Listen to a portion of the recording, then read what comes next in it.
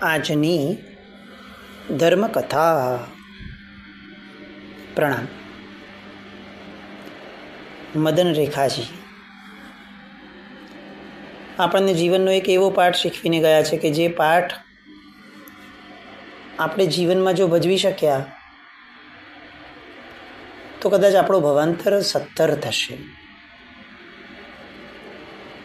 એમણે પોતે જીવનમાં શીલ ધર્મનું પાલન કર્યું, એમના સતીત્વનું રક્ષણ કર્યું, એમના સત એને ઉજાગર કર્યું. એમણે આ બધાએ એમને મહાસતીત્વ આપ્યું એ નિશ્ચિત વાત. પણ એ બધાની સાથે એક બહુ મહત્ત્વની વાત એ કે એમણે જીવનમાં યુગબાહુને જે રીતે એક આખીને આખી દુર્ગતિની વહુ પરંપરામાંથી બચાવ્યો છે એ અકલ્પનીય કાર્ય છે.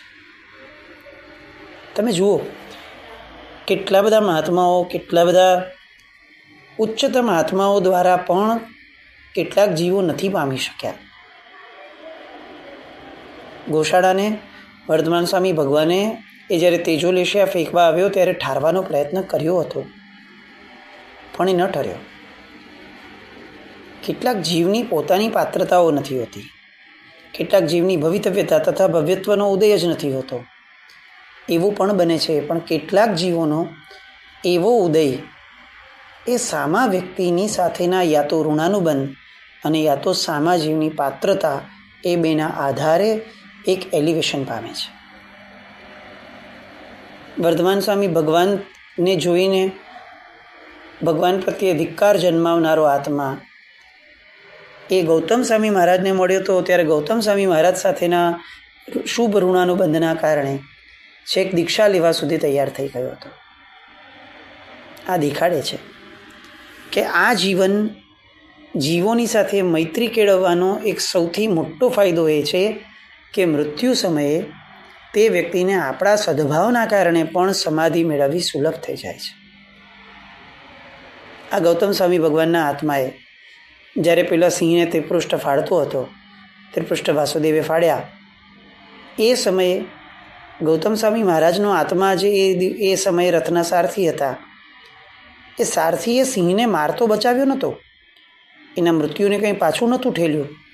એણે શું કર્યું હતું એ સારથીએ એ સમયે? તો કે એ સારથીએ એને આશ્વાસન આપવાનો પ્રયત્ન કર્યો હતો કે જેમ તું નર કેસરી છે, જેમ તું જંગલનો કેસરી છે, એમાં નર કેસરી છે. હવે એ સિંહને શું સમજાયું હશે? પ્રશ્ન તો એ બી છે મનુષ્યની ભાષામાં. પણ જેમ આગળ આપણે ગઈકાલે વાત થઈ એમ એ સિંહને બોલનાર એના પ્રત્યે સદભાવવાળો છે એવું સમજાયું હશે. ક્યાં કામમાં આવ્યો? તો કે બહુ સહજ રીતે સિંહ મરવાનો જ હતો, એમણે કાંઈ ન કીધું તોય મરવાનો હતો, અને ત્રિપૃષ્ઠના જીવે તો જે કરવાનું હતું એણે કરી લીધેલું હતું. અને તેમ છતાં સારથીને એ સમયે અંદરથી પોતાની હળુકર્મિતાના આધાર ઉપર પેલા સિંહને સાંત્વના આપવાનું મન થયું. પરિણામ શું આવ્યું? તો છેક ભગવાન સ્વયં જે ભવમાં તીર્થંકરપણું પામવાના છે એ ભવમાં એ ભગવાનને પામી અને ધર્મથી વિમુખ થઈ જવાનો છે એ નિશ્ચિત ભવિતવ્યતા છે. પણ તેમ છતાં ગૌતમ સ્વામી મહારાજના એ સારથીપણાના સદભાવના આધારે એ જીવ એટલા સમય પૂરતો સમ્યક દર્શનની સ્પર્શના કરીને ગયો જાય છે. આ જીવો સાથે સદભાવપૂર્વક વર્તવાનો આ ફાયદો છે. આ ભાવમાં એવું બની શકે કે કદાચ એ વ્યક્તિની છેલ્લી પળમાં આપણીની બાજુમાં ન પણ હોઈ શકે, પણ આપણે એની હારે સદભાવથી વર્ત્યા છીએ, એના આપણા પ્રત્યેના સદભાવને હાનિ ન પહોંચે એ રીતે શુભ વ્યવહારથી વર્ત્યા છીએ. એનો અર્થ કે ભવાંતરમાં ક્યારે પણ એ આપણા થકી અસમાધિ તો કમસે કમ ક્યારેય નહીં પામે, અને કદાચ શક્ય હશે તો આપણાથી સમાધિ પામી જશે. એટલે અંતિમ ઘડીએ મારે કોઈને સમાધિ આપવી છે તો એનો અર્થ એ છે કે મારે જીવનભરમાં મારી સાથે વ્યવહારમાં આવતા, મારી સાથે ટચમાં આવતા, મારી સાથે ઇન્ટરેક્ટ કરતા દરેક વ્યક્તિને મારે સમાધિ આપતા રહેવું જોઈએ.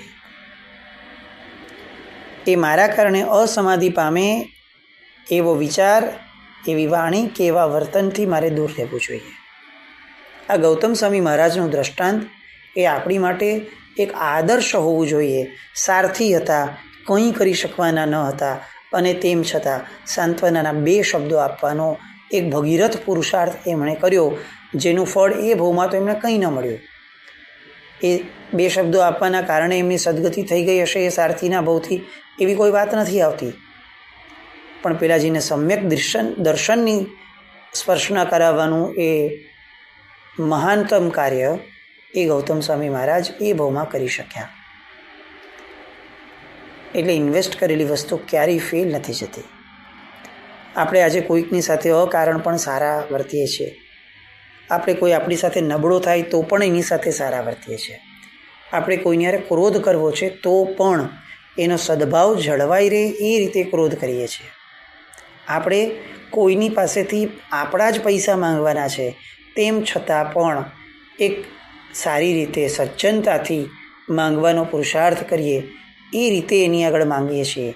તો કદાચ આ ભાવમાં આપણી સજ્જનતા આપણને કેટલી ફળશે એ ખબર નથી, પણ ભવાંતરમાં એ જીવ આપણા પ્રત્યેના સદભાવને આધારે કંઈક કેટલું પામી શકે એ આપણી ભ્રમણા નથી, એ આપણો અનુભવ છે, જે આપણને ગૌતમ સ્વામી મહારાજનું ચરિત્ર આપે છે. અહીંયા મદન રેખાજીએ યુગબાહુને જે રીતે એક સદભાવ જાળવાપૂર્વક, એક ચતુરાઈપૂર્વક નિર્યામણાનું કાર્ય કરાવ્યું છે ને, એ કાર્ય થકી આપણને ઈર્ષ્યા થવી જ જોઈએ જો આપણે આરાધક છીએ તો, કે મારે પણ આવું શીખવું છે, મારે પણ આવું કરવું છે. કોઈ જીવની ભવાંતરની આખી ને આખી પરંપરા મારા થકી બદલાતી હોય તો મને આનંદ ન થાય? આમ તમે વિચાર કરો, આપણને ઘણીવાર એમ થાય કે હું કોઈક જીવને પ્રેરણા કરું ને કોઈક પૂજા કરવાનું શરૂ કરે ને તોય મને એમ લાગે કે ઓહો ચલો મારા થકી કંઈક સત્કાર્ય કર્યું, મને પુણ્ય મળ્યું, એને પુણ્ય મળ્યું, સરસ ચાલો. આમ સામાન્યથી પણ આપણો ભાવ છે. તો વિચાર કરો કે આ પુણ્ય મેળવવાનું આખું ને આખું આધાર સ્થાન છે ને એ ગતિ છે. આજે તિર્યંશ પુણ્યબંધ નથી કરી શકતા જેટલું મનુષ્ય કરી શકે છે. કેમ? તો કે મનુષ્ય ગતિ એ પુણ્યબંધનો આધાર છે. તો ગતિના આધારે પુણ્યબંધ છે, અને હું કોઈ માણસની અગર ગતિ જ બદલાવવા માટે એમાં નિમિત્ત બનું તો એ કાર્યને મને લાલસા જાગવી જોઈએ, એની ખેવના મને કેટલી હોવી જોઈએ. મદન રેખાજીએ જે કર્યું એ એટલા માટે શીખીએ છીએ, એટલા માટે એની છણાવટ કરીએ છીએ કે આપણે પણ આવા થવું છે. પેલો ઉપશમ આપ્યો, પછી વિવેક આપ્યો, અને હવે સંવરની દિશા પકડે છે. ચતુશરણ સ્વીકાર એ રિવીલ રીતે કદાચ મદન રેખાજી એ સમયે કોઈ સૂત્ર નહીં બોલ્યા હશે, પણ મૂળમાં પોતાના આત્મા તરફ લઈ જવાનું એક કાર્ય એ આવી પળોની અંદરમાં એ પોતે કરાવે છે. ધીરે ધીરે ધીરે એ પોતાના દૈહિક ભાવોથી એમને દૂર લઈ જાય છે. એ સ્પષ્ટપણે એવું નથી કહેતા કે જુઓ મૃત્યુ સમયે વેદના અત્યારે થતી હશે તમને, પણ વેદનામાં ધ્યાન નહીં આપતા. આવું બોલતા નથી. કેમ? કારણ કે આવું બોલશું ને તો પણ એનું ધ્યાન જશે. જે વસ્તુ નથી કરાવીને એનો ઉલ્લેખ જ ન કરાય. આ એક પ્રકારની વાચિક પદ્ધતિ છે. તમે જુઓ, તમે કોઈને પણ એમ કહો અચાનકથી જ કે ડાબી બાજુ નહીં જોતો. હવે ઓલો કદાચ સાહજિક રીતે ડાબી બાજુ નથી જ જોવાનો, કંઈ જરૂર નથી કે જોશે જ, પણ આપણે એને એમ કીધું ને કે ડાબી બાજુ નહીં જોતો તો એ સૌથી પહેલું કામ એ કરશે કે કેમ ડાબી બાજુ એવું તે શું છે કે હું ન જોઉં, એ જોશે. પ્રેરણાઓ ક્યારે પણ નકારાત્મક ન હોવી જોઈએ, કારણ કે નકારાત્મક પ્રેરણાઓ એ કુતૂહલ જન્માવે છે.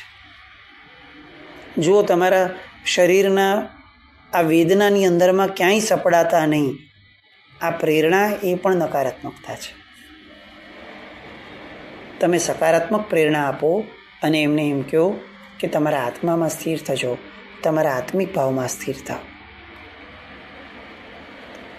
હું કોઈને ત્યાગ કરાવડાવું ને એ કેટલીક વાર નકારાત્મક પ્રેરણા છે. હું કોઈકને નિયમબદ્ધ બનાવું ને એ સકારાત્મક પ્રેરણા છે.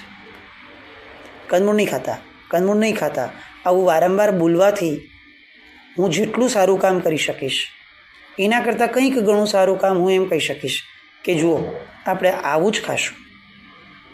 એવી એક પણ વસ્તુ નથી ખાવી કે જે વસ્તુ આવા ભાવથી આપણને દૂર રાખે. આપણે આવું ખાશું, આપણે આવું ખાશું. પ્રેરણાઓ જેટલી હકારાત્મક, સકારાત્મક, એટલી એ વધુ ઊંચાઈ તરફ લઈ જવાની શક્યતા વધારે.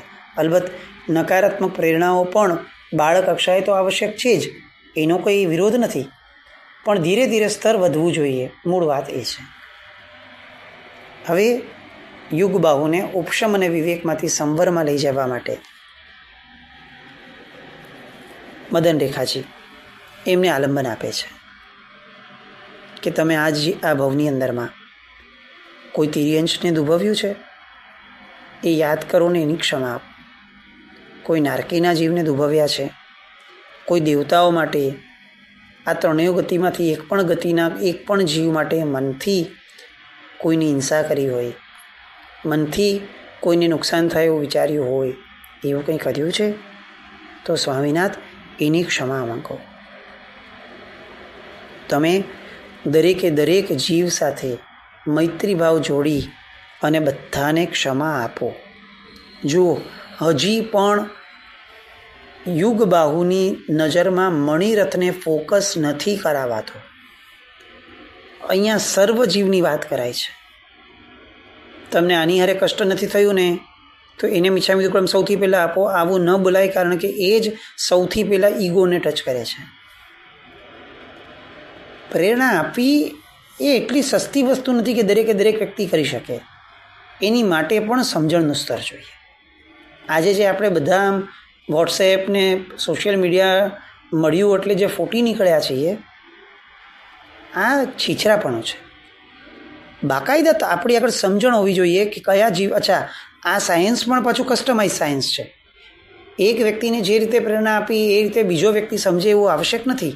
એક વ્યક્તિને સમજાણું પ્રેમથી અને બીજા વ્યક્તિના ઈગોને હિટ કરે એવું શક્ય બની શકે. તો મારી પ્રેરણાઓ કસ્ટમાઇઝ હોવી જોઈએ. હું વ્યક્તિના આધારે બોલું, હું એની ઉંમર જોઈને પણ બોલું ને એની પાત્રતા જોઈને પણ બોલું. આ પણ મને આવડવું જોઈએ. હું વડીલોને કરાવવાના ધર્મ એની પ્રેરણા બાળકોને સતત કરી રાખું તો એ અપીલિંગ નથી થવાનું. મારી પાસે એ વિવેક હોવો જોઈએ, મારી પાસે એ સમજણ હોવી જોઈએ કે હું જેની સામે બોલું છું એની વર્તમાન પરિસ્થિતિ એ સૌથી પહેલાં મારા ધ્યાનમાં આવે. અને એટલે આપણે ત્યાં છે ને ગીતાર્થોને કેટલીક આજ્ઞાઓ આધીન હતી. અત્યારે તો દરેક વ્યક્તિને એમ લાગે છે કે હું ગીતાર્થ છું.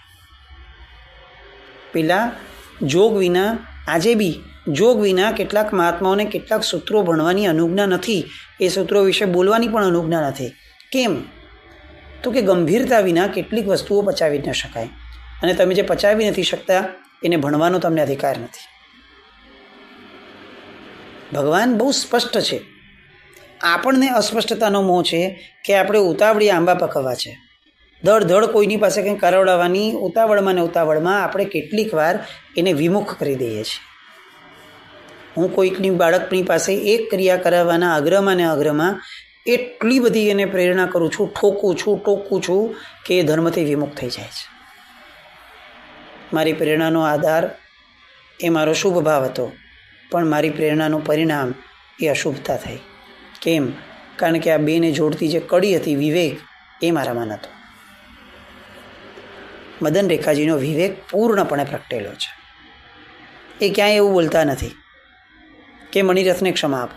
નહીં, એ પહેલાં નરકમાં લઈ ગયા, નરકના જીવ તરફ, પછી તિર્યંશના જીવ તરફ. આખું માઇન્ડ ડાયવર્ટ કરાવ્યો. એમના ફોકસમાંથી જે મણિરથ હતો એને કમ્પ્લીટ બાયપાસ કરાવી દીધો. હજી પણ એવો ઉલ્લેખ નથી કરતા કે જુઓ અત્યારે તમને મણિરથે માર્યું છે તો એને પણ ક્ષમા આપો. નહીં જ. પહેલાં એમનામાં જીવ મૈત્રીની ઉપાસના ઊભી કરાવડાવી. એ પછી તો કે જીવિત, યૌવન, લક્ષ્મી, રૂપ, આ બધું જે છે એ સમુદ્રના તરંગ જેવું અસ્થિર છે.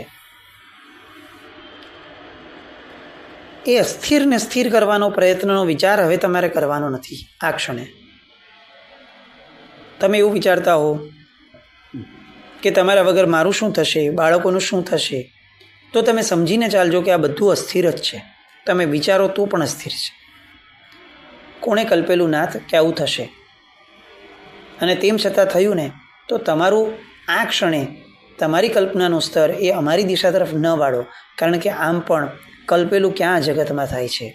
આ જગત સ્વયં એટલું બધું અસ્થિર છે કે અહીંયા સ્થિર કલ્પનાઓ ક્યારે પણ કોઈને પણ લાગુ પડી જ નથી.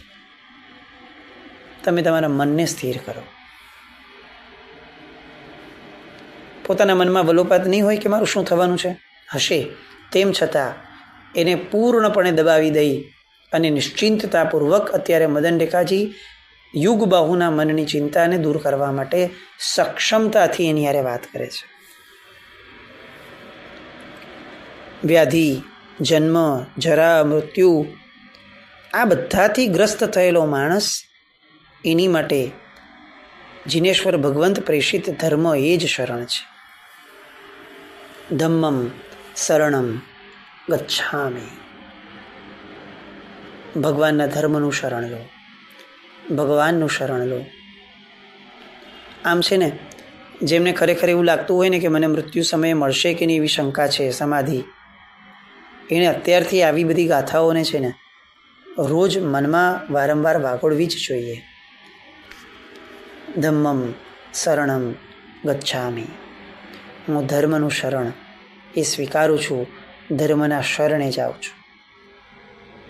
આ ધર્મ જ મને તારશે એવા પૂર્ણ શરણાગતિના ભાવ સાથે હું ધર્મનું શરણ સ્વીકારું છું.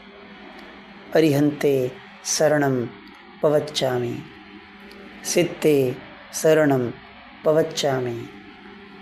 આમ એક પછી એક શરણ એ આપણને આધારભૂત લાગે. કેવલી પન્નત્તમ ધમ્મમ શરણમ પવચ્ચામિ. કેવળ જ્ઞાની ભગવંતોએ પ્રણીત કરેલો ધર્મ એ મારું શરણ છે. આ જગતની અંદરમાં કેટલાય લોકોએ ધર્મો આપ્યા છે. અચ્છા, આ વાતને અત્યારે તો આપણે મોસ્ટ એપ્લિકેબલ કરી શકીએ. દર ત્રીજો માણસ અત્યારે ધર્મ સ્થાપે છે, એમ કહીએ તો એક વાંધો નથી. એક નવો બાવો, એક નવા બાબા, એ આપણને દર 2 દિવસે નવા સાંભળવા મળે છે. દર ત્રીજા માણસે વોટ્સએપ યા બાબા બનવાનો શોખ જાગ્યો છે. આવા સમયે આપણને આ દસ્તાવેજીકરણ કે ધમ્મમ શરણમ પવચ્ચામિ નહીં, કેવલી પન્નત્તમ ધમ્મમ શરણમ પવચ્ચામિ. કેવળ જ્ઞાની ભગવંતોએ જે પ્રણીત કર્યો છે મને એ ધર્મનું શરણ હોજો. કોઈ પણ માણસ કહી દે કે આ ધર્મ છે, એવું નહીં. આ ઓથેન્ટિકેટેડ વર્ડ છે. કેવળ જ્ઞાની પ્રણીત ધર્મ એ મારો ધર્મ છે. સર્વજ્ઞોએ કીધેલો ધર્મ એ મારો ધર્મ છે. જેનામાં સર્વજ્ઞપણું પ્રગટ્યું નથી, જેનામાં વિતરાગપણું પ્રગટ્યું નથી, એવાએ કીધેલો ધર્મ એ મારી માટે શરણભૂત ન હોઈ શકે. હા, એ સેવવારૂપ હોઈ શકે કેટલીક ક્ષણોની અંદરમાં, પણ એનો આધાર, એનો છેડો, એની માન્યતા એ તો ટેલી થવી જોઈએ કોની હારે? તો કે કેવલી પ્રણીત ધર્મ સાથે. આ મુદ્દાઓને જીવનભર વાગોળવાના છે. હું જે ધર્મ કરું છું એ કેવલી પ્રણીત છે ને, આવું સતત ચકાસવું છે. મને પૂજા કરવાનું કીધું છે એ ધર્મ, હું કરું છું એ ધર્મ, તો એ કેવળ જ્ઞાનીઓ કીધેલો છે એ રીતે જ કરું છું ને.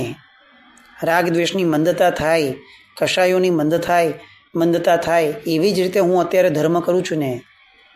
આ કેવલી પ્રણીત ધર્મ છે. તો મને એવા ધર્મનું શરણ હોજો ભગવાન. આ જીવન આખામાં આવા ધર્મના શરણે ગયા હશું ને, તો છેલ્લી ઘડીએ એ ધર્મ આપણને શરણ આપવા આવશે. મદન રેખાજી યુગબાહુના આત્માને આ કેવલી પ્રણીત ધર્મ તરફ વાળે છે. ધર્મ એ જ શરણ છે. એક પણ સ્વજન ક્યારે પણ શરણભૂત નથી થઈ શકતા. આ જગતને વિશે જે સ્વજન છે તે પરિજન છે, જે પરિજન છે તે સ્વજન છે. આ બધા જ પરિવર્તનશીલ છે. કેમ? કારણ કે મૂળ આ જગતનો સ્વભાવ જ પરિવર્તનશીલ છે. આમાં ખરેખર કોઈ એક કાંતે પકડવા જેવું હોય તો એ ધર્મ છે. અને તમે એ ધર્મના શરણે જાઓ, વિતરાગ પ્રણીત ધર્મના શરણે જાઓ. આમ એક એક વાતો મદન રેખાજીની આપણને એમ લાગે કે આટલી તાર્કિક વાતો આ છેલ્લી ઘડીએ એમને આવા સચોટ અને વેધક શબ્દો સાથે આપવાની અને કેવી રીતે પોતાના જીવદળથી આપ્યું હશે કે આવી વેદનામય સ્થિતિમાં પણ યુગબાહુ પોતાની મનસ્થિતિને પલટી શક્યા. પોતાના આખાને આખા અસ્તિત્વ સાથે આપ્યો છે. નિર્યામક એ છે કે જે પોતાનું અસ્તિત્વ આપી શકે. એટલે કમસે કમ મને મારા ભવાંતરની ન પડી હોય ને તો પણ હું કોકના ભવાંતરને હું સુધારી શકું એ માટે પણ મારું સારા હોવું એ બહુ આવશ્યક છે. મારી ઉર્જા, મારું અસ્તિત્વ એ સતત કોઈની માટે પ્રેરણા બળ બની રહે એ માટે પણ મારું સારા હોવું જરૂરી છે. સારા દેખાવું તો જરૂરી નથી જ, એ દંભ નહીં, સારા હોવું. મદન રેખાજીનું જીવન એ સારું હતું તો યુગબાહુને ખરાબ પરિસ્થિતિમાંથી પણ સારા બનાવી શક્યા. આપણી દરેક ક્ષણમાં આપણે મરણના પ્રકારો એટલે જ જોયા હતા કે હું એક ક્ષણે મરણની નજીક જઈ રહ્યો છું, તો એક ક્ષણે સારા રહેવું, એક ક્ષણે જાગ્રત રહેવું, એક ક્ષણે ઉપયોગસભર રહેવું એ પણ એટલું જ આવશ્યક છે. છેક છેલ્લી ઘડીએ નિર્યામણા કરવી એ કોઈ બુદ્ધિશાળીપણું નથી. દરેક ક્ષણે નિર્યામણાપણામાં જીવવું એ બુદ્ધિમત્તા છે. બસ આવી બુદ્ધિમત્તાઓ એ આપણામાં પ્રગટે અને આપણું જીવન આવા નિર્યામક તરીકે આપણા પોતાના માટે સ્થાપિત થાય એવું કંઈક આપણે પામી શકીએ એવી શુભ મંગલ કામના સાથે જીન આજ્ઞાવૃત્તિ કંઈ પણ બોલાય તો મિચ્છામિ દુક્કડમ. જય નામ જય યતિશાસ.